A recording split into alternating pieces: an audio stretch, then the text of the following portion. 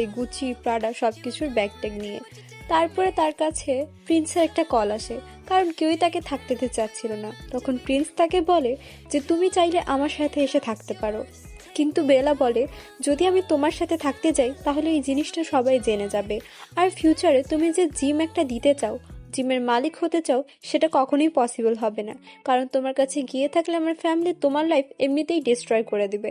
তাই আমি চাই না যে তোমার সাথে খারাপ কিছু হোক, তাই তোমার সাথে আমি থাকবো না।